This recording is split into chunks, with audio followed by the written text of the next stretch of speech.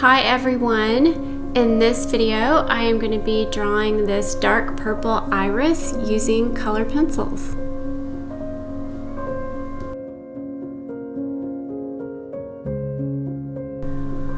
For this drawing I was working with Prismacolor, Polychromos, Luminance, and Derwent drawing pencils, also a couple of Holbeins here and there. In most cases I was just using 2 or 3 pencils from each brand. So if you want to draw something like this, you don't necessarily need to buy full sets of all of the different pencils. You can just pick up open stock the colors that you need. When I am deciding what pencils to use, I'm considering a few different things. I'm considering the colors, but also the characteristics of the pencils. So for example, Polychromos hold a nice point, so they're really great for details, whereas Prismacolor are so soft and perfect for soft blending. So I'm looking at a lot of different factors when I'm choosing a pencil. This is a Derwent Light Fast Mars Black, which is a good example of that. This is a really nice soft black, but I also find times to need a Prismacolor black or a Polychromos black for different reasons in my drawings. And these are distinctions that you'll start to make when you get to more complicated drawings like this, more of an intermediate or advanced piece. When you're first starting out, you just need one black, and that will work really well for you for a while.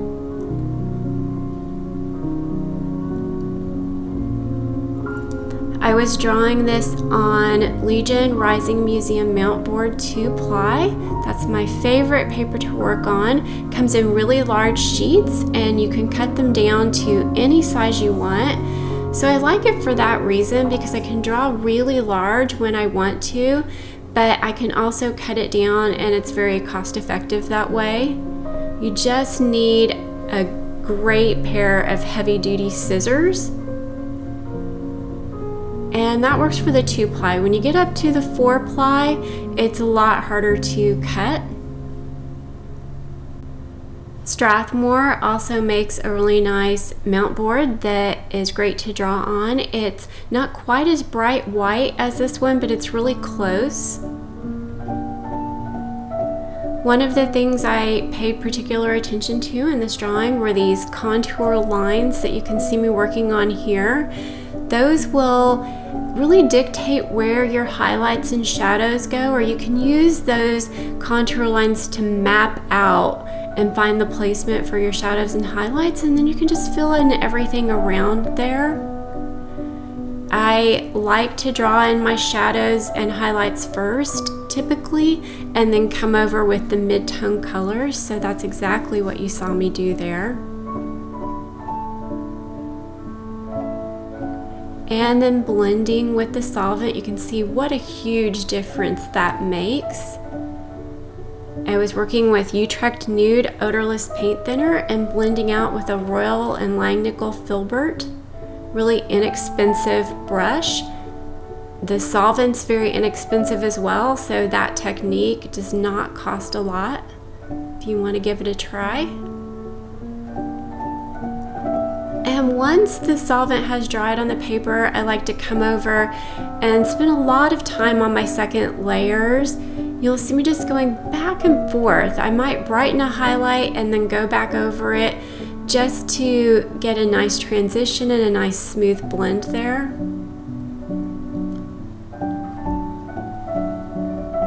Working with that Prismacolor white, one of my favorite white pencils. I used both Prismacolor and Polychromos white in this drawing, again for the reasons that I was talking about before. The Prismacolor white is nice and soft, and it really stands out against the backdrop of these darker colors. The Polychromos white I tend to use more in the initial layers to indent the paper where I want some bright white highlights.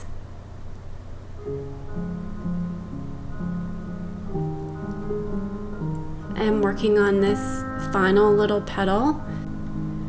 This is the second iris I have drawn this month, and I learned a lot from drawing the first iris that I was able to bring with me to working on this one, and I think it turned out even better than the first one. So practice, practice, practice. Even if you've been drawing for years, you still have so much to learn.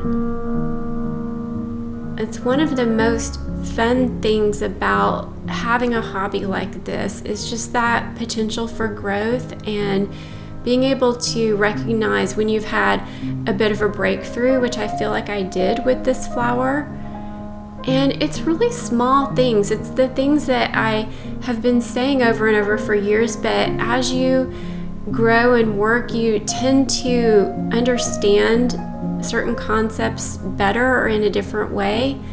But one of the huge takeaways for me here was just taking my time, not going on super long drawing marathons where I felt like I need to get something complete right away. I spread this one out, and so with each drawing session I was just more alert and focused on what I was doing, and I think it really showed in the quality of the final drawing. Here you can see me working on the pattern here on this petal, again using that Mars black. I got all of the base of the petal drawn in first so that I could come over with these lines and not have to go back between them too much. Did a little bit, but for the most part the base was completely done before I added those details on top. When I worked on the darker purple petals, I could add the veins and contour lines in first because I was going to be coming over with the darker colors, but that's harder to do when you're drawing these white petals. If you find yourself nervous to draw white or struggling with white, keep in mind that really all you're doing is drawing the shadows. And so in this case, I wanted my shadows to be this warm gray. I really like the polychromos and Holbein warm grays in particular because they go on more smoothly. They don't end up looking quite as dirty as some of the other grays can. And I also like to use the Copic marker, like there's a Copic warm gray and cool gray, especially the double zeros or zeros, because they just add a nice smooth light gray base. And sometimes I'll use just the markers without the pencils for the shadow areas of my white petals. So that's something you can play around with. I've been incorporating markers into my drawings more and more recently. You'll see me use another marker on the stem here. The stem is another area that I put a lot of focus on. It's not necessarily a focal point of the drawing typically, the stem, but in this case it really was. So I wanted to give it the right amount of attention. I wanted this papery thin look, more of a transparent look. And the trickiest parts here was the transition between the green and that beige. And the marker I feel like helped with that. Blending again with solvent.